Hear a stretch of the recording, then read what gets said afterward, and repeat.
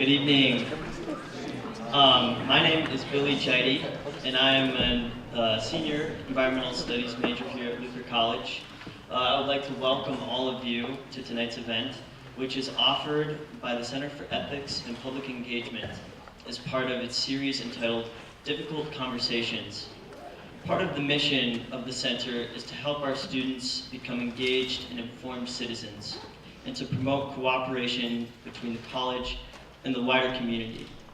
One of the ways we seek to do that is to raise complex questions of the modern world and provide a safe space in which to question and discuss more. The center sees events such as this one as opportunities to dive deeper into these complexities. So we thank you for your presence and participation here tonight. We would also like to take a moment to thank various people and groups for their help in this evening's event.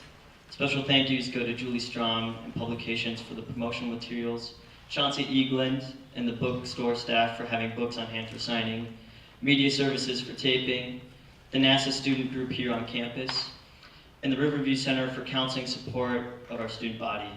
As a side note, if there are any of you in the audience who feel the need to decompress or step out at any point during the presentation or Q&A portion, the Cloud Lounge out in the back and to the right is available for your use. Lastly, we'd like to thank all faculty and staff on campus who promote conversations and actions to ensure the wellness of every student on our campus. For me personally, as I approach my second year serving as a student representative on the Luther College Hearing Board, I have learned about sexual harassment and student misconduct. I knew that sexual harassment was a problem on college campuses, but I also felt as though these challenges were issues for larger universities and were therefore not as pertinent to our own campus here in our Decorah home. Unfortunately, I was wrong. The reality is that there is no community that is immune to the threat of sexual violence. There is no context in which discussions about acceptable sexual conduct can be deemed irrelevant.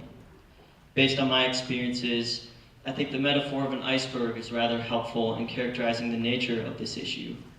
All too often, these crimes go unreported, silenced, and undetected beneath the surface.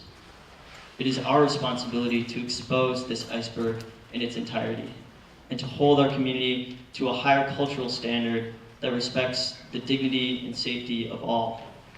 This evening, I have the pleasure of introducing our two guest speakers who may help us to do just that. Erin Alberty graduated from here at Luther in 2001 and is a reporter for the Salt Lake Tribune in Utah. She was the lead reporter on the newspaper's Pulitzer-winning coverage of sexual assault at Brigham Young University. Her work has also received national recognition from the American Society of Newspaper Editors, the Dart Center for Journalism and Trauma, the Society of Professional Journalists, the National Society of Newspaper Columnists, the GLAAD Media Awards, and Ralliance, a collaboration for sexual violence prevention. Jessica Luther is our other speaker, and she is an award-winning freelance journalist in Austin, Texas. She is the author of Unsportsmanlike Conduct, College Football and Politics of Rape. Her work has appeared in ESPN Magazine, New York Times Magazine, and the Texas Observer, and at Sports Illustrated and BuzzFeed. Her work gained national attention in 2015 when Dan Solomon and she broke open the story about a Baylor football player on trial for sexual assault. Now please join me in warmly welcoming our guest speakers for tonight, Erin Alberty and Elizabeth Luther.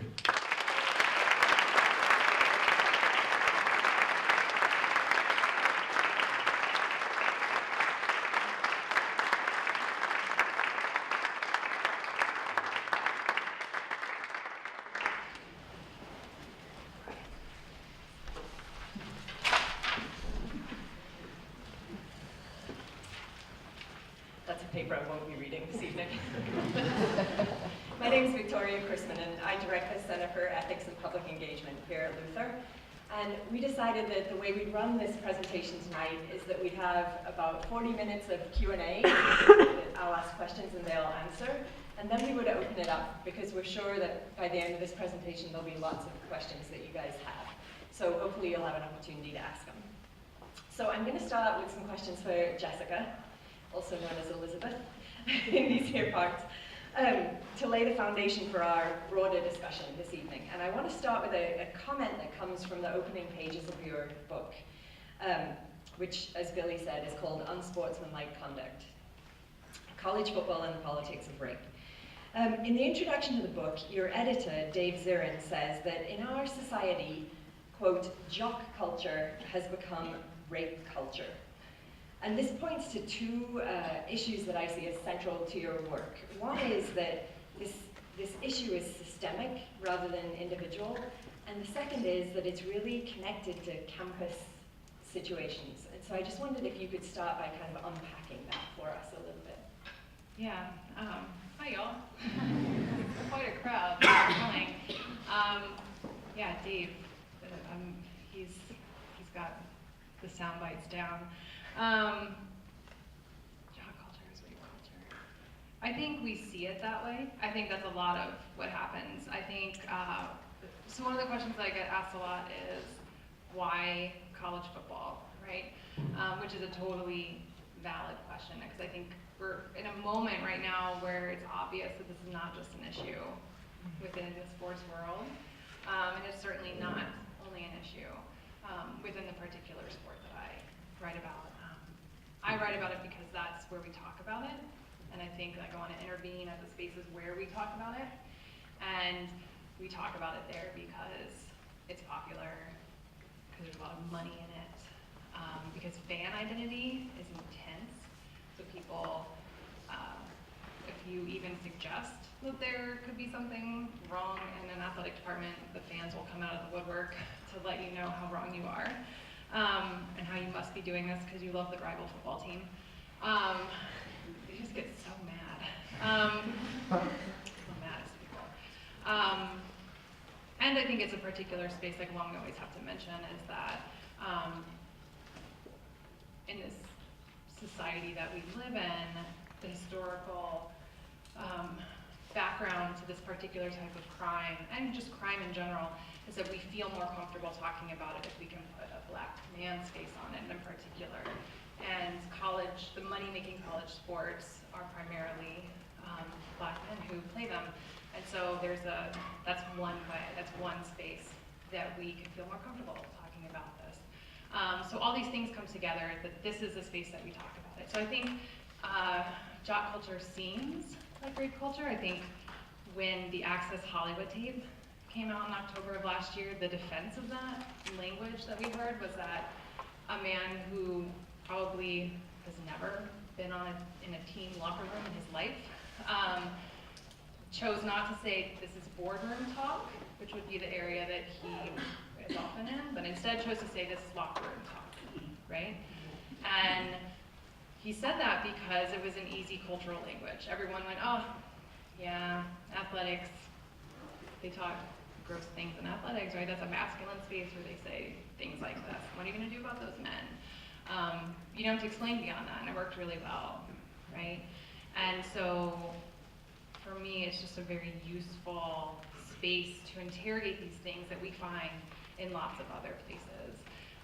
The challenge of it is, and I participate in this by doing the work that I do, by the focus that I take, is that it gets siloed, right? And it gets reported as if like this, if we can just solve it in this one place, then we will have solved this issue, which is not true, right? So even in the Baylor case that I wrote on, like we reported on a football player, because that's where the story was initially, that's why I got the tip, because that's what I write on.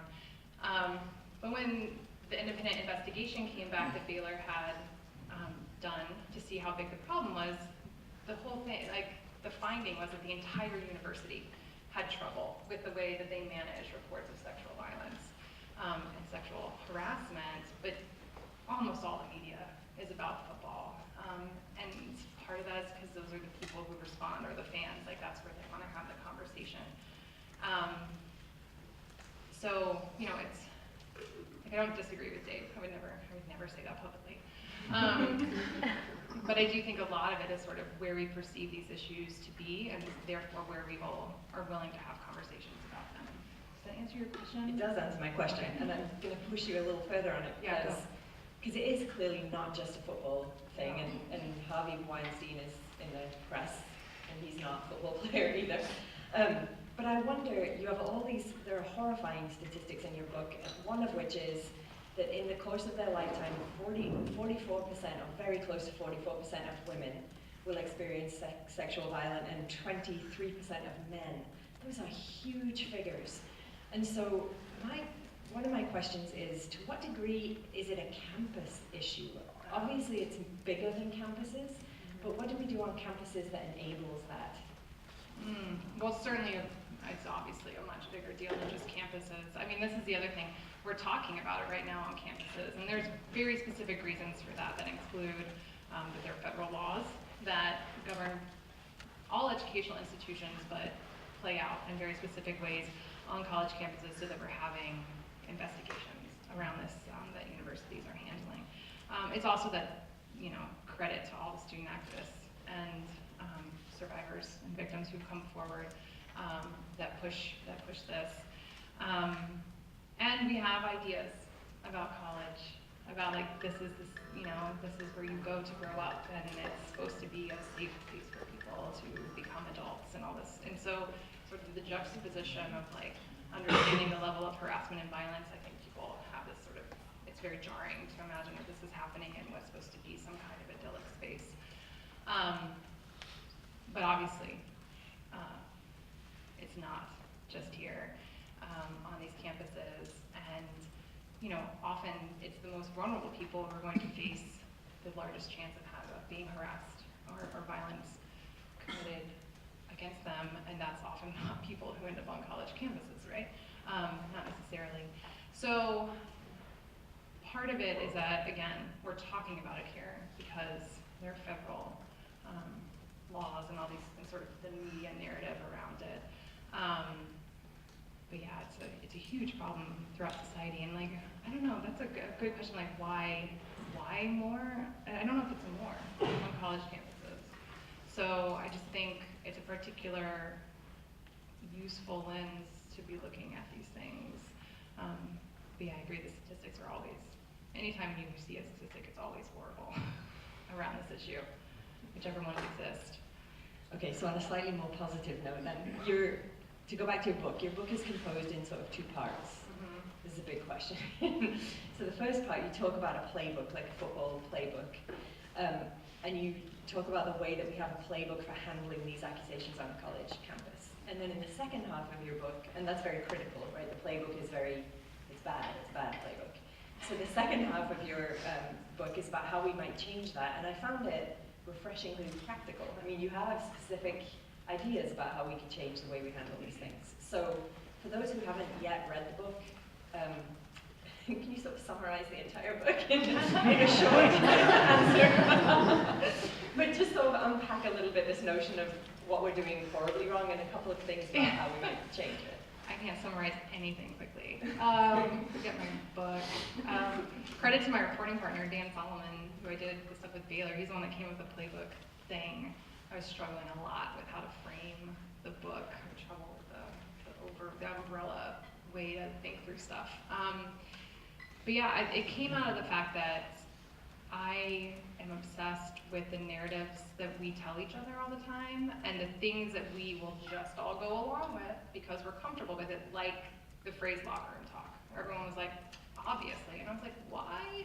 Why is that obvious? Can we just take a minute to talk through why this is a phrase that we can all just latch on to? And so the first part of the book, it's about 2/3. Part of it, sort of looking at the statistics around this and the cases that I had found, going back to 1976, I believe. And then looking at sort of the easy narratives that we latch onto a lot. So we really like to talk about these cases in isolation.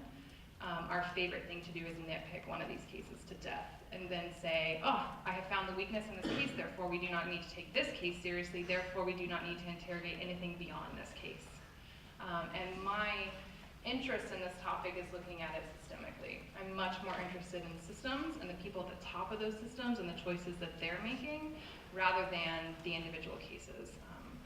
And so looking at sort of how those people at the top, and in my case in college football we're talking about a lot of white men in power at university presidents, athletic directors, football coaches, just primarily a group of powerful white men, a lot of them very rich because of what they are in, and the choices that they make when these cases break in order to make sure that no one starts to interrogate the system that they're in charge of. So things like, you'll get a case where like one football player will get in trouble and they immediately like, this is an isolated incident. And then like 3 more will get in trouble. And they're like, those are all isolated too. And there's like this obsession to keep it there. And that's a really useful narrative. Everyone will go, oh, yes, it's isolated. Yes, you're right. Because we're so comfortable doing that. Like that's how we want to think about these things so we don't have to do anything with them. So for instance, there was the famous case of Minnesota, I guess we're up in y'all's area here, bothered me to no end because as soon as I heard about the boycott and that this was happening, I'd heard about the case just because people send me everything. I don't know how this is for you. People send me everything. I'm like, oh gosh. But my first thought was, didn't something happen in 2014? Wasn't there just something at this unit, like with this football team in 2014, and wasn't the coach there then? Like, what happened between 2014 and this? And lo and behold, there was absolutely something that had happened, and that was in none of the reporting. And I just wanted someone to like interrogate that. Like, why is this guy who's been there for 3 years? Why aren't we pushing him on like, why didn't something change when this stuff came out about multiple players 3 years ago, like, or 2 or whatever the right number is. And so those are the kind of things that I try to unpack in the book, like the overlap between athletic departments and police departments. This is an ongoing issue that the very good reporters keep uncovering. Looking at, I look at the NCAA, which is the organization that oversees amateur sports, collegiate sports, and just their inability to do anything about this, and sort of the lip service that they pay to this over and over and over again without ever taking it up. And then I have a chapter on the media, which I really like to scrutinize the media because it's so easy. And the things that they do, like the redemption narratives, the like centering, almost completely, like you look at stories where they completely center the person who's been accused. Without any real acknowledgement. It'll be in the passive voice, almost no acknowledgement that anyone's actually reported anything. You don't even know what's been reported, because a lot of these guys are beat reporters who do sports, and this is what they know. And so looking at like the patterns that we see within the media that sort of perpetuate all this stuff, and again, don't end up interrogating the coaches or the athletic coaches. But when I proposed the book, when I was working on it, I told my editor, and the publisher, that I wasn't going to do it if there wasn't going to be something positive at the end, because I get sad a lot. I get sad a lot doing the book, and I just didn't want the book to just be like a because a lot of it is. And so yeah, I think there's 13 chapters at the end, and these are just things that people have said to me over the years that I've been reporting on this and reading about this. So the very first one, I was like, if they only read the first 2 pages of the last section, then I will have won. So the very first chapter in that section is about consent and how we need to be doing a much better job, just in general, across the board. If I ruled the world would be awesome. But also, we would be teaching consent from 5-year-olds up, right? Like we would have a much better discussion on the ways that consent operate in all the different relationships that we have in our lives, not just the sexual ones. The ways that we're always talking about boundaries and how we negotiate them, and who we choose to listen to and who we don't. Who in our society do we not even imagine has boundaries that we need to respect, right? All those kind of conversations, you can be having those from the age that they're 5 and up, right? I have a son, and I'm sure he's just gonna be like the most annoying child, but bless his heart. But these are things we talk about, like he had a thing on the there was a thing on the playground where like one kid pushed someone else in, and I was talking about, well, that was their body and they get to make that choice, you know. But those are the kind of conversations we're having. And So I have a whole chapter on consent. I have a chapter where I wrote about how these men that are in power and in charge need to lose their jobs when they do bad jobs with this. I know it's funny, but it's not, because they don't lose their jobs. I wrote this, of course, before everything happened at Baylor, where the head football coach lost his job, and the athletic director left, and the president was demoted. And then Minnesota coach lost his job, and Joe Pa was maybe, Joe Paterno at Penn State was maybe one that we could add to that. I don't write about Penn State in the book because I'm not writing about, I'm writing about where football players are accused. But, and I was on the airplane one time, I was on the airplane one time reading a draft of my book, and the guy next to me read over my shoulder, and he was a diehard Penn State fan, and so he spent 45 minutes explaining to me why I should not be writing about Penn State. It literally didn't even have a chance to tell him I wasn't. You sold it, dude. I don't want any of that in my life. But anyway, I wasn't going to do it anyway. So, I wrote it before that happened, and yeah, if you have big cultural failure in your program, why do you get to keep your job? Hire more women. We talk about the locker room space, but in a lot of these places, there just aren't women, unless they're the one athletic trainer, which talk about a precarious position to be in. There should just be more women in higher up positions within athletic departments, within teams, on teams. That's the thing we're seeing tiny little pieces of in the NFL right now. And I'm excited every time that someone has a new female coach, I love the idea of Becky Hammond on the San Antonio Spurs. Those kind of things make me very excited about having more women in these spaces. Gosh, I can't even remember my own book anymore. How am I going to fix the world? What did I say about fixing the world? But yeah, these are the kind of things that I'm interested in. Oh, I have one chapter about fandom, because when you write about any of this, you do learn very quickly how angry fans get at just a suggestion that something is not right in their football program, which bothers me to no end. I'm second generation Florida State diehard fan. I think the first sentence in my book is that I was born with garnet and gold blood, because that's what my dad told me. And I believed it for a really long time, and I know what that intense fandom is like. I went to Florida State, and I only applied to go to Florida State. It was the only school I was going to go to, because I was going to go to college to watch Florida State football, which I did. And we were so good. I picked the right time and everything to do that. It worked out really well. So the thing, my school has been under the spotlight as one of these schools with a lot of problems, and is the reason that I started writing about this to begin with. And it makes me angry that the fan reaction, this thing that you have told me you care so much about, that you were going to say these horrific things to this strange woman that you've never met before.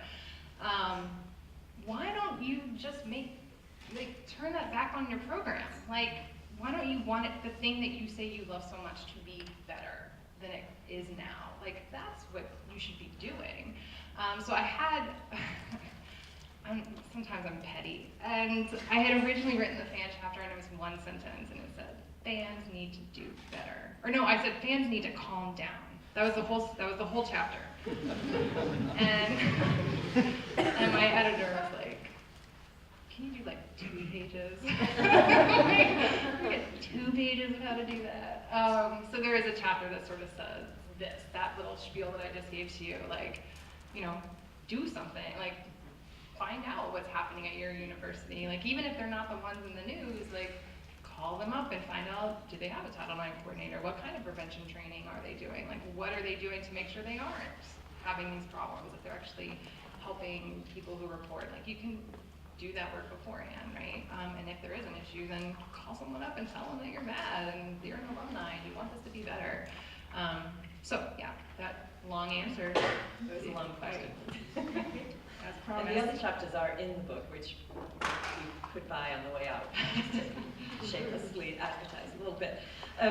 So before I ask Erin questions, I don't want to turn away from you before I ask about the case that is a sort of foundation of what you did at Baylor, in which a football player, who I'm going to let you say his name because it's hard to pronounce, but he was convicted of raping a female soccer player and he was put in jail. And you end the book by saying that he's an example of the system working and that change is possible, which was a nice way to sort of finish. And then I read more about it, and very recently the case blew up again, right? And new evidence came to light and he was released. And I wondered if you could just say a little bit about that case because it's so important, and also tell us if it's changed your mind about whether you think the system does something to work. Well, I don't write in the book almost at all about the criminal system. That's not necessarily what I'm interested in, and that is like its own huge thing, right? So did I say that case, or did I mean Baylor? No, maybe Baylor. Okay. I don't remember what I wrote, it was a long time ago. Yeah, so that case, he was convicted, and then there was an appeal, and it wasn't new evidence, it was the way that the prosecutors did or did not use a set of some of the evidence in the case. It's convoluted, and it was surprising that they won their appeal just because it's very hard in Texas to win appeals in criminal cases, because it's Texas. And so I don't totally understand the legal backing behind it, but it had to do with presentation of text messages actually in the court case that were in there already. And that's now in front of the Texas Supreme Court. They can overturn the appeal, and then he will once again be convicted, and he actually have to serve out the rest. He was convicted and then sentenced to 180 days, I think 8 or 10 years probation, and he didn't finish the 180 days because he had, I guess, a bond that he got out on appeal. And so I don't ever really know what to say about how the system works when it's in the criminal system, like whether or not any case is a good example of the system working, I guess. But for me, Baylor is a good example of so we wrote about this case and it became a big national story, and they immediately, they did an internal investigation, which they're always kind of laughable. And so then they hired an independent law firm to come in, and they did a very long, 6-month-long or something, investigation, and then in the spring of 2016, announced those findings, and at that point suspended with the intent to fire the head football coach, and he eventually left. Athletic director was put on probation, I think, and then he hired the new football coach and immediately left. And then the president, and I'll just say who that was in case people here don't know, and some of you are too young, it won't matter, but the president at the time was Ken Starr of the 1990s. He was the special prosecutor who looked into Bill Clinton, the whole Monica Lewinsky thing, and he was the president of Baylor at the time, and so he was demoted, and he also eventually left the school. And so this was a moment where the men at the top that I just wrote a whole book about, who never get held accountable when there's cultural failure, absolutely were. And we just never seen anything like that around this issue that I had ever really seen before. And in that sense, whether or not, and again, it's it's not necessarily the individual case that I'm interested in. I'm interested in how the system is functioning. These things keep happening over and over again, and there's no change to interrupt that system. And so in that case, it's still one of the hard things about this, people ask me are things better at Baylor now? And they've done a lot of stuff. So one of the things that this law firm did was, I think it was 200 recommendations, and Baylor has said they've already done them all. Okay. But the thing about this is we won't really know. We may never know how well this all is working, because if it's working well, who's going to tell a journalist that? they're not gonna, people come to us when things are bad, and they wanna tell us about the problems that they have. So it'll be really hard to know for maybe years whether or not these recommendations worked and are helpful. Some of them are immediate. They have way more money in the counseling center now, so like it's way easier to get counseling and you can do it for much longer. Things that are absolutely better because they have put money into them and the resources are good. So like who knows long term, but for now it's a different scenario than we've ever seen before, and it feels like that's good that those guys got held accountable in this moment. In comparison to what we normally see, so that. Yeah, no, Absolutely. Okay, so now we'll switch from Baylor, a big university, to BYU, which is also a big university, but with a very different flavor. So you work for the Salt Lake City Tribune in Utah, and you broke a story about sexual assault on the BYU campus. And I thought it would be helpful first if you could say a little bit about the atmosphere on that campus and what you found there when you did your reporting. BYU is Brigham Young University. It's in Provo, Utah. It's the big Mormon private school in Utah, and I think it's got the biggest enrollment of any school in Utah. Now BYU has an honor code. Luther has an honor code, but Luther's honor code is about academic integrity. At BYU, the honor code is a strict religious code of conduct. So students sign a contract agreeing that they won't have premarital sex, they won't drink alcohol or coffee or tea, they won't have beards, well, the boys, I guess, won't have beards. The girls sign the same contract. But there's a dress code that's quite strict. Your skirts have to go to your knee.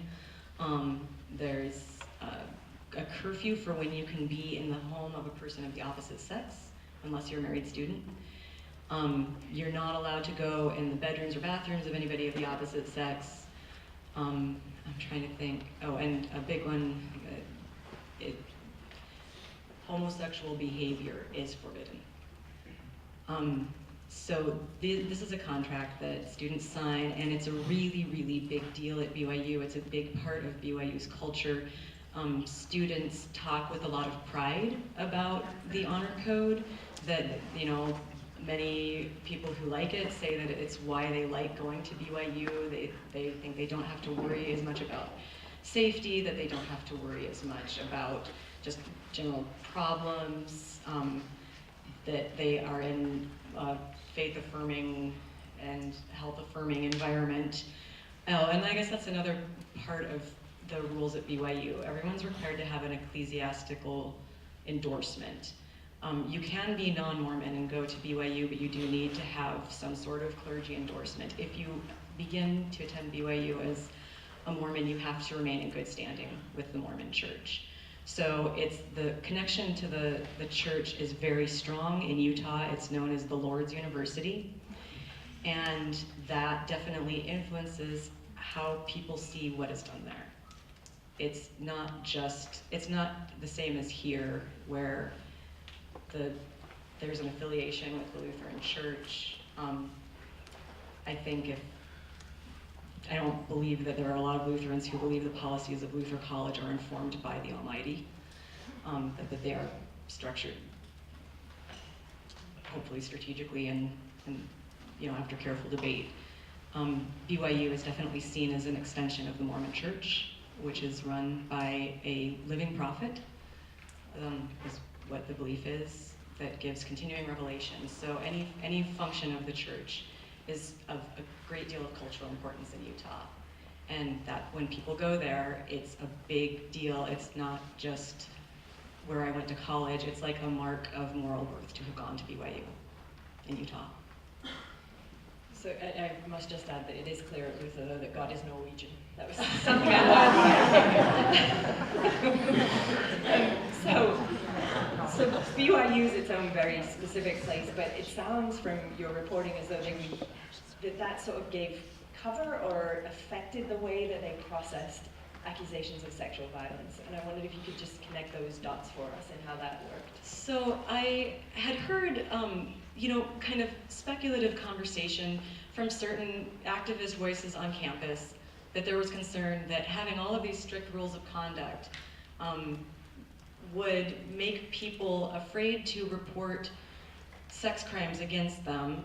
One, if they were breaking any of those rules in connection to their assaults, like if they were drinking or something, that they wouldn't be able to report it without admitting to drinking, that they would get in trouble for that, or at least they would fear that. And secondly, the chastity requirement. If they couldn't prove they had been assaulted, then they were like facing the burden of proof to prove their innocence of a chastity violation. And that is, it turns out, exactly what was going on. The students I interviewed, initially about a dozen students who said that they were sexually assaulted at BYU, and it took a while for me to find them.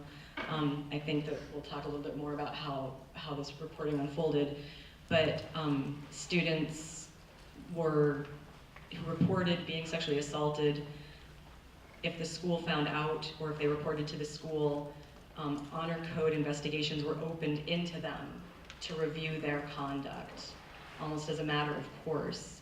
If the suspect in the case, or the accused in the case, claimed that sexual contact was consensual, it was labeled on like a worksheet for the investigation as allegations against the victim. They were alleged to have had consensual sex. I talked to students who were put on probation. I talked to students who were suspended from classes and activities. I talked to students who were kicked out of school outright as a result of reporting sex crimes against them. More than that, I talked to many, many more students who didn't make reports at all because they were worried about this. And some of those students said that their assailants explicitly lorded the threat of honor code discipline over them in order to ensure their silence. So, oh, okay, you want to report me for raping you, I'm going to tell your bishop that you're losing faith in the church and you're not going to get your ecclesiastical endorsement, you're going to get kicked out of school. So that is some of the stuff that we found out that was happening. There were also a lot of pretty complicated and very jarring situations involving law enforcement around this and the role of law enforcement in enforcing BYU's religious honor code. So you alluded to a forum on rape that you went to in which somebody did come forward and talk about it. Can you tell us a little bit about that? Yeah, well, when I was first nosing around this, I was really struggling to find victims, people who had either, tried to report it and gotten in trouble or didn't report because they were worried they were going to get in trouble, until April of 2016, when they had a forum on campus on sexual assault for Sexual Assault Awareness Month or Awareness Week, and a student got up and just said to the whole crowd and to the panelists, I was sexually assaulted and I was punished and I want to know what you want to do about it. And she called out the Title IX director who was overseeing her case directly, who was there. The Title IX director, and this was all, we made corroborated reports, I wasn't there, this was something that we've heard about soon thereafter. The Title IX director, after being addressed by a student who was being kicked out of school as a result of making a rape report, at a campus rape awareness forum, got up and said, yes, we have an honor code, we don't make any apologies for it. And that was the reaction of the honor code, of the Title IX director to this accusation. So after that, it became a lot easier to find victims that had experienced this, because it didn't occur to a lot of them. So many of the people that I talked to, especially ones that had been assaulted years earlier, they just kind of internalized what happened to them. There's already a lot of self-blame as sort of a known, very, very common reaction to trauma of any sort. When it's reinforced by the institutions and people around you, it's very easy not to question. So until it was complained about and until it started getting attention, a lot of people told me that they hadn't thought of it as newsworthy. Why would they ever tell her? I mean, it's just what happens. Of course, I got in trouble for breaking the chastity rule by going too far with my boyfriend before he then raped me. You know, of course I got in trouble for, you know, wearing a shirt that was too low cut. So it was interesting how quickly people started talking once one person did. That's a lesson there somewhere. But in a way, both of your stories are success stories at the end of the day, right? Because the policies at BYU did change in light of the reporting that happened. So can you tell us about that, the aftermath? Yeah, the first story we ran, when I heard about this forum, I could see that it was going to be an opportunity to find people that I had been looking for. And I spent that whole weekend just prowling social media, making contacts kind of as gently as I could. You gotta be kind of careful in reporting when approaching anybody, but particularly vulnerable or traumatized or sensitive people over something personal they might have posted on social media, so that they don't feel like blindsided and like they're being watched or followed, and that they still will want to talk to you. So maybe reaching out through friends who had been part of like a Facebook conversation or on Reddit, you know, where people have their names covered until we make further contact. In that weekend, in one weekend, I found 12 people, current and recent students at BYU, who said they were sexually assaulted, and with various degrees of consequences to reporting, or did they report? Some didn't. And we identified 4 where there were police records also, and other forms of corroboration that we could gather, because you don't just, I mean, in reporting rape, you don't just kind of want to write down what people say and throw it in the paper. There's a lot more to it, and we did so much reporting that never will go in the paper. And the students that we talked to kind of had to be willing to let us nose around, talk to people that they knew, you know, obtain their paperwork.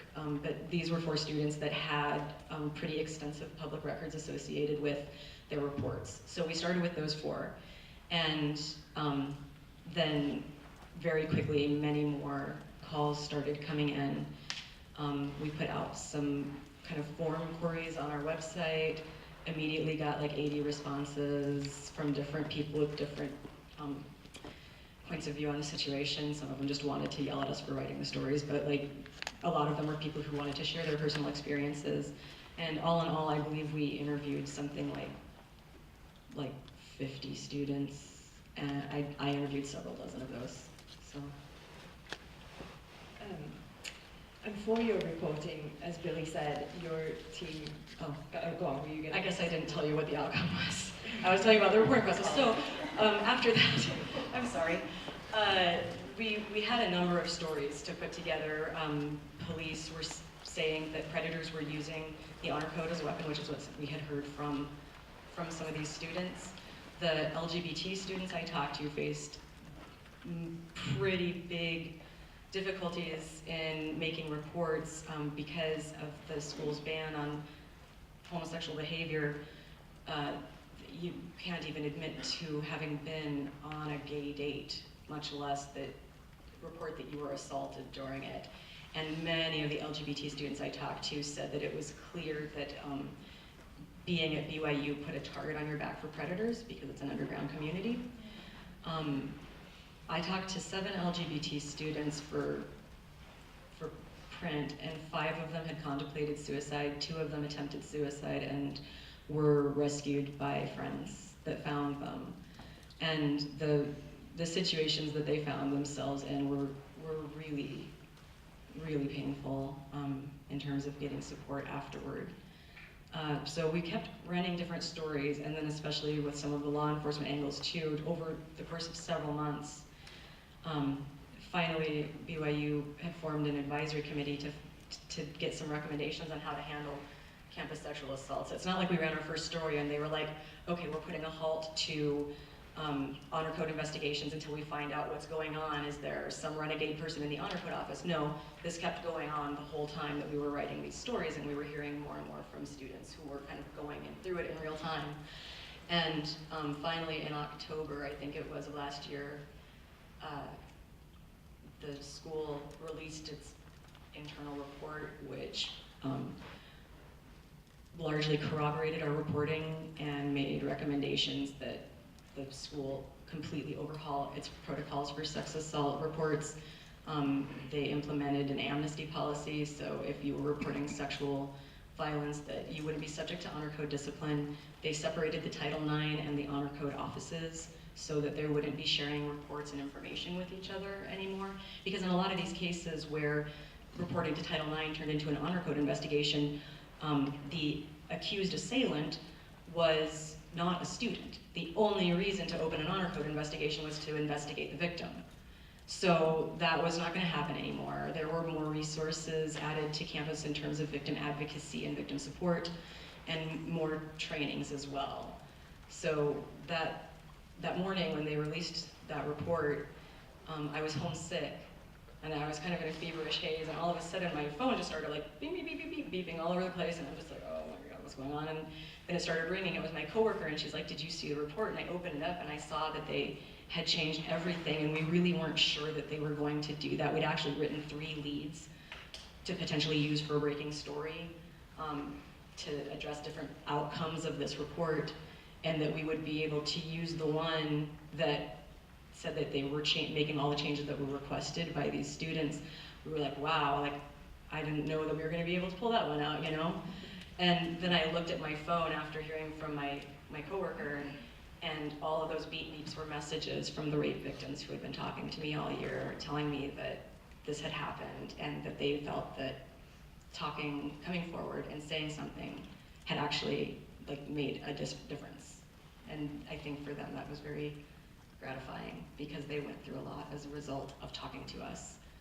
Some of them faced very direct retaliation as a result of going to the media, and a lot of them underwent just a lot of very hostile public scrutiny. So I want to ask you about another beep, beep, beep that came through your phone, and that was that you had won a Pulitzer Prize for this reporting. And I just selfishly want you to tell us about that. Like, what is it like? What do they do? What does that mean? Well, it was unfortunate that this came like right after the Academy Awards misidentified the winner for Best Picture. So they said this, and I wasn't watching. I was actually, I mean, the Salt Lake Tribune isn't a very large newspaper.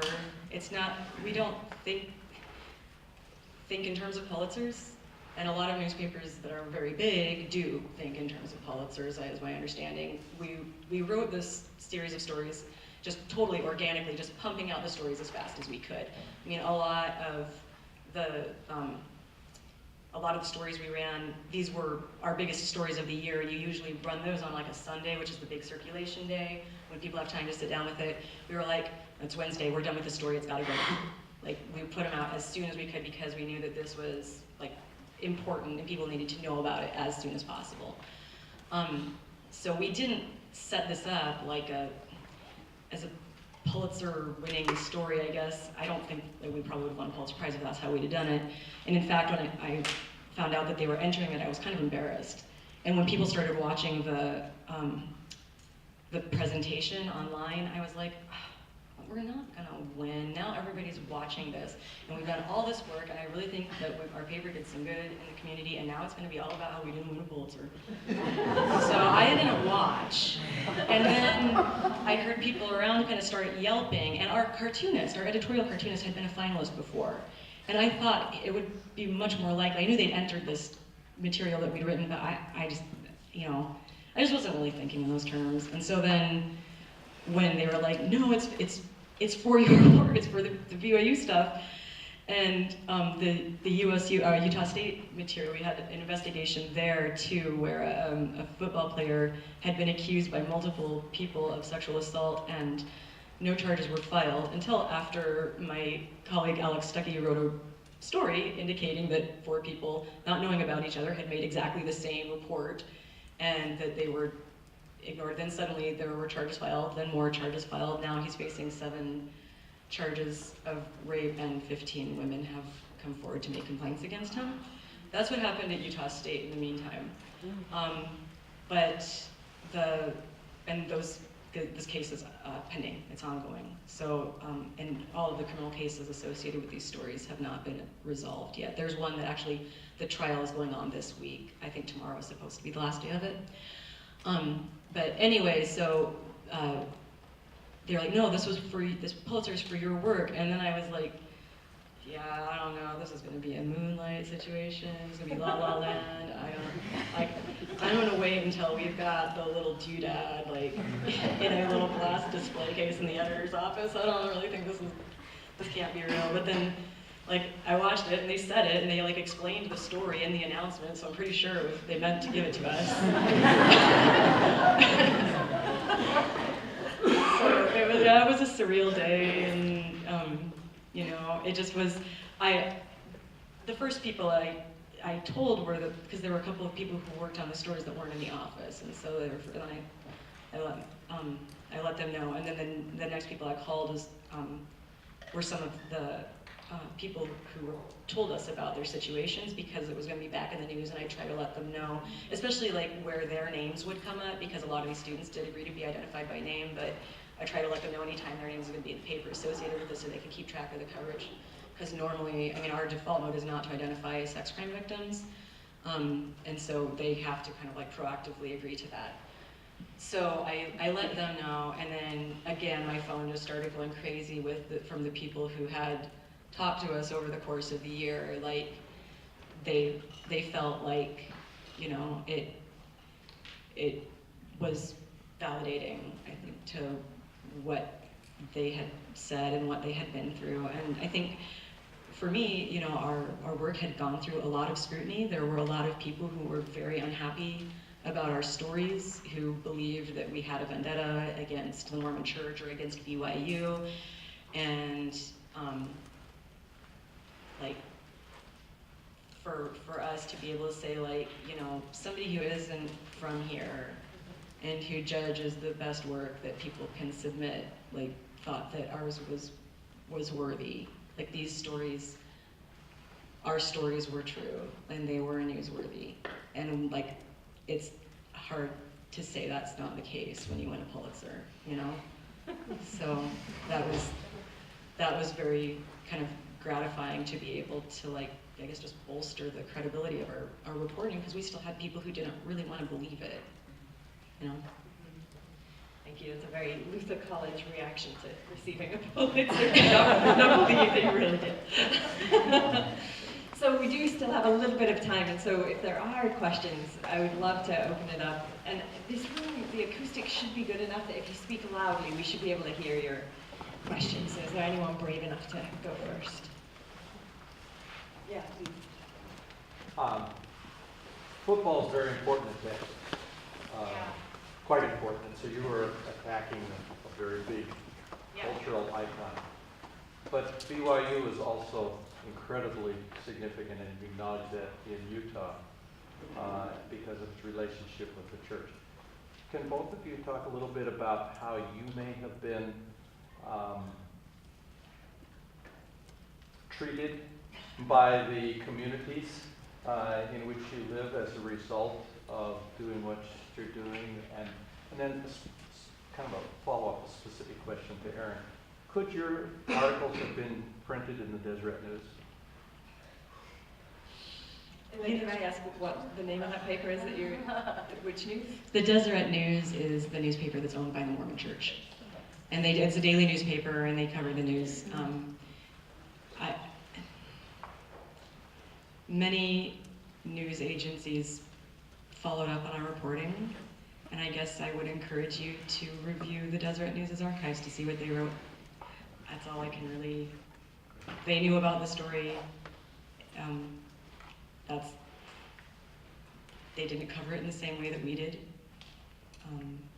and I don't know what all went into that reporting process, and it's hard for me to say, not working there.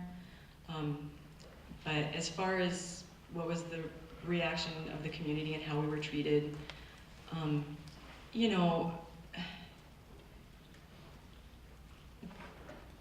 there were a lot of people who were very appreciative of our work and these stories, and they felt that they were very important to be told. There were some people who believed, like I said, that this was done with a hostile agenda. And especially when I wrote a story that came out about the same time that BYU was being considered for the Big 12 football conference. And it was specifically a story about how LGBT rape victims had been handled. At that time, some of the schools in the Big 12 were objecting to BYU's candidacy because of its policies on LGBT students. And the timing of the story actually had more to do with the fact that so many of the sources had contemplated or attempted suicide, because previously in the summer, I had been working on that story, and there had been on social media a big flurry of commentary about, what was talked about as a spate of suicides. And for LGBT Mormons, this has been a much talked about issue. There's a lot of data showing that media about suicide can be contagious, so you have to be very careful about how you write about it.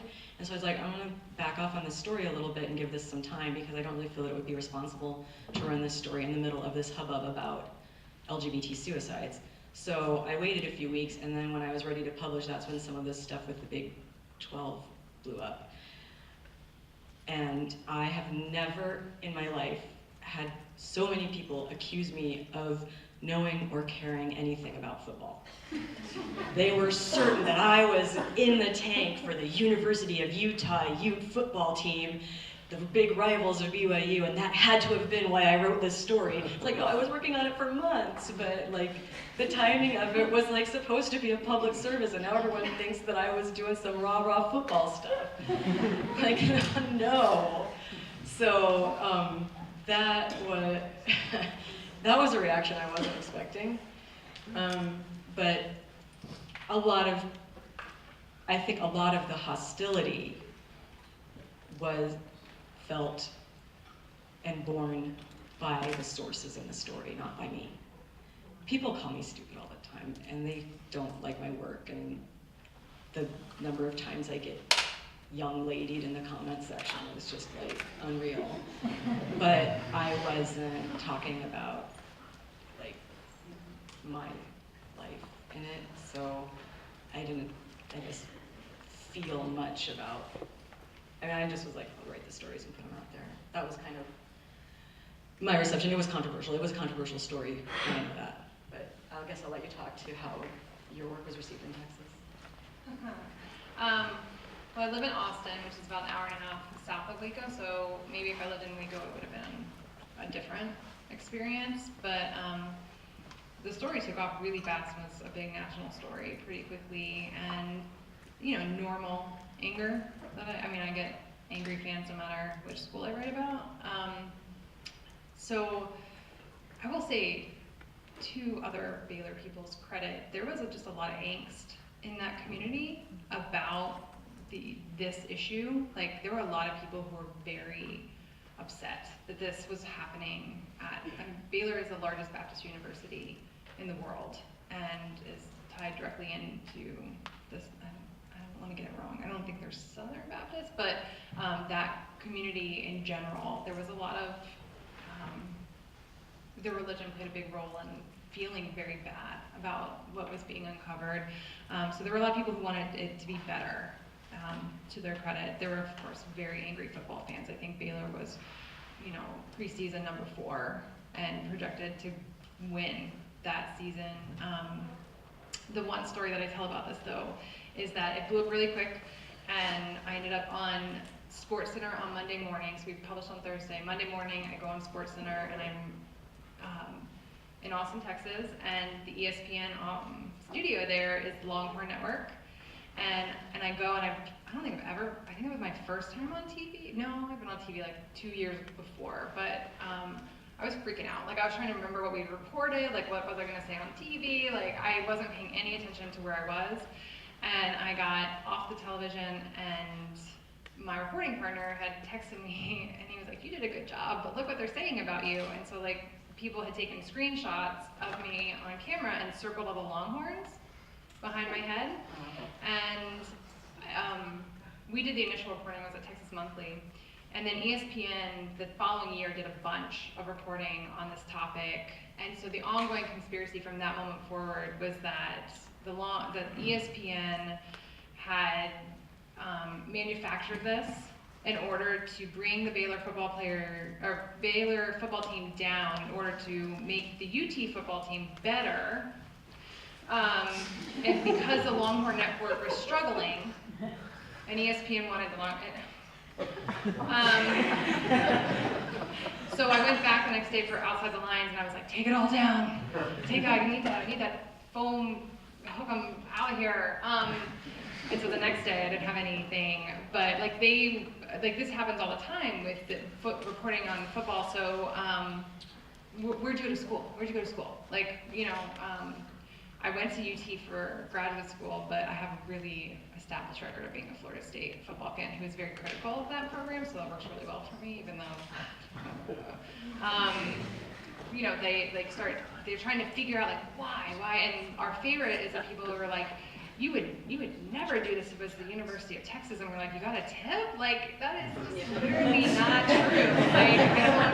And I had, I was like, I read a whole book that, if in the book, Baylor's the last 3 pages. They're not the book. And at one point I went on and they mentioned the book. Bob Lee mentioned the book when I was on Outside the Lines, and all the Baylor people thought that it was a book about Baylor. So that was another panic where I was like, no, I didn't write that. I didn't write the Baylor book. So that was but it was not really as bad as I imagined. I got worse from Missouri fans on sort of a stupid op-ed I wrote for Vice Sports years ago, so you just never know. Yeah, after last year, we got a lot of pushback, but by far the most hostile reader reaction I've ever gotten was when I suggested that the cash-strapped National Park Service stop doing its $10 lifetime senior passes because it's the wealthiest demographic. Why? I pay 35. I had to cut you off right there. Was getting death threats from baby boomers. It's real. The threat is real. No. Literal death threats. I'm not kidding. People said they were going to come to the national parks and hunt me. This was all a series of columns about taking my 3-year-old daughters to a national park every month for a year to celebrate the 100th anniversary of the National Park Service. And my parents were scared for my safety. I was kind of too. It was sketchy. I never got any kind of that reaction over the rape stories. It was all about the senior passes. Yeah, Sean. Would you talk more about that intersection between law enforcement and campus authorities that you sort of touched on briefly?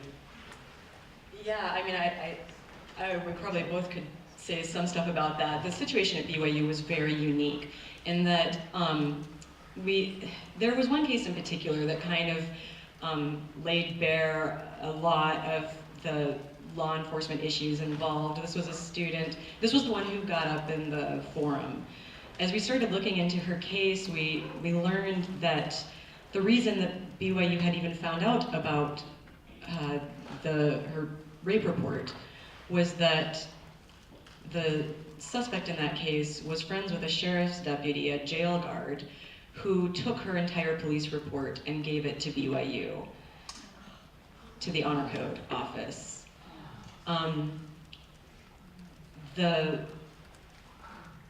The police department found out when she got a call from the Honor Code office saying that she was under investigation over this matter. The Provo Police Department, which had investigated the case and had promised her that BYU would never find out about this, those officers were very upset. They launched an investigation. They recorded an interview with this jail deputy where he admitted that he wanted BYU to take care of this student, that she had broken the honor code, it's not right, and that he wanted BYU to take care of her. She's the star witness in a pending felony rape case involving his friend. So both the suspect in the rape case and the sheriff's deputy initially were charged with witness retaliation, felony witness retaliation. Just maybe 3 days after that charge was filed, the Utah County attorney ordered that the charge against the deputy be dropped, and there was no explanation for that.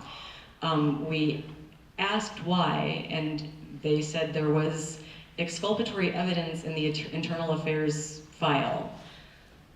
So we requested under our public records laws the internal affairs file, which they denied, and we appealed to the state records board, and we won, but then the county sued so that we still couldn't see the internal affairs file with the supposedly exculpatory evidence.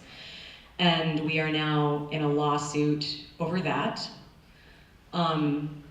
Meanwhile, after we ran these stories, the certification board for law enforcement opened an investigation into this officer, into this deputy, and the report was that this did constitute misconduct. It basically affirmed the details that were in the original witness retaliation case, but then the deputy decided to retire with his pension before he was disciplined.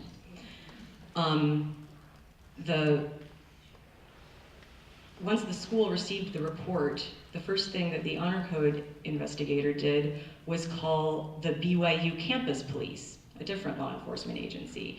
It's a certified law enforcement agency. They're regular police. They can arrest you, they can shoot you, they can serve a warrant on you. And they, along with all the other agencies in that county, share a records database.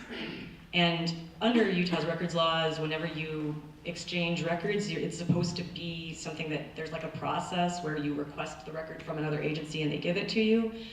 Well, BYU police were given a request from the Honor Code office. The Honor Code investigator calls this lieutenant at BYU campus police and says, I'm hearing about this rape case, can you look this up? He goes into the Provo police file without permission and went through the alleged victim's report, including the medical report from her rape kit exam, and relayed intimate details from that to the Honor Code office, using public law enforcement resources to enforce a religious code, effectively. And so we had tried to find out what BYU campus police's role was in enforcing the Honor Code. It came up periodically in some reports that we had requested from them and they agreed to give to us, but then they shut off that communication. They refused to give us any more records. And when we requested them and tried to appeal that to the records board, they said, we are not a government entity, we're a private police force. And so the records board refused to hear our appeal. So now we're suing them to have them basically declared a public entity. Because otherwise what you have is, like I said, a police department that can arrest you, that can serve warrants on you, that can execute warrants on you, that can shoot you, that can use force, that can investigate you under the color of law, and have no transparency to the public at all.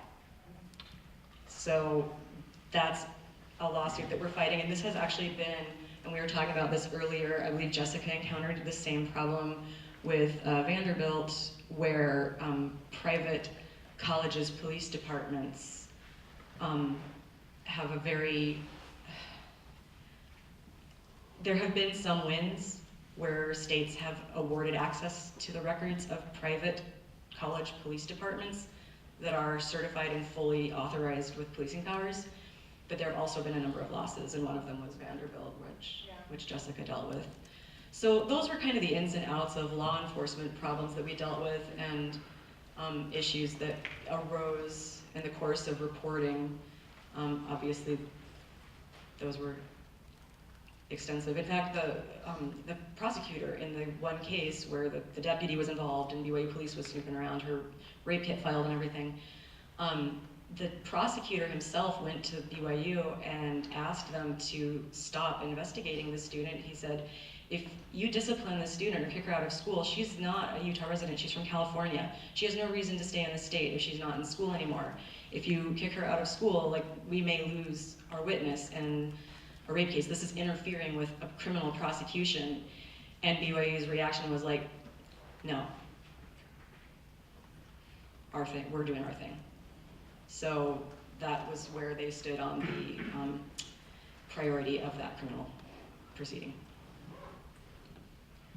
The there's lots of cases across time with athletic departments and football programs in particular having issues with, or like relationships with local police departments.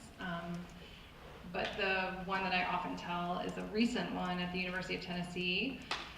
There were multiple football players who were accused, and the woman went to the police immediately in Knoxville, and the Knoxville PD, for whatever reason, decided before going to the apartment to collect evidence, they called the head football coach of the University of Tennessee to tell him.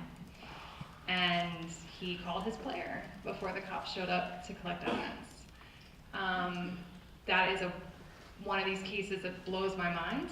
Not just that, but there was another football player involved who helped the woman go to the hospital after, and he was retaliated against. He said in a sworn statement that one player, I think, punched him, and the head football coach called him a traitor.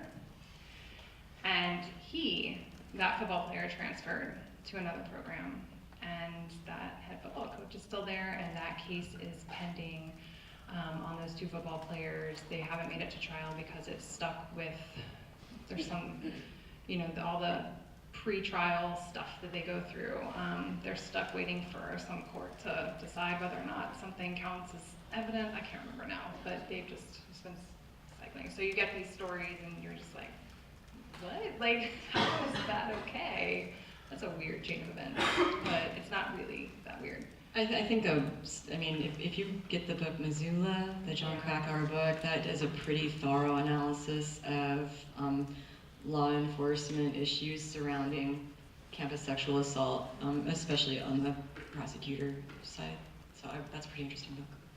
I think we should take one more question, and then we should stop. So, yeah, go ahead. I'm impressed with the importance that both of you underscore for us, the importance of a free press, of newspapers that actually have the durability to investigate issues, to bring lawsuits, and we're losing so many of those newspapers. They don't have the money anymore, it seems to me, often, to be able to do this sort of stuff. And any comments? A small issue, Ted. I'm just gonna cry. No, I mean, you're right, and that is, I'm a freelance journalist, so I pitch to different places, and like, there's a calculus to like which places I'm gonna go to and take these stories, and where I think they have the resources to back them up, and because you have to have a calculus with what places you trust, and if you think they're gonna put their heft behind what it is you're working on and go up against institutions and do all that stuff alongside of you. And there are certain places that just, can't do that kind of stuff. And it is a worry when you think of doing investigative journalism, because that is really important to being able to do it well.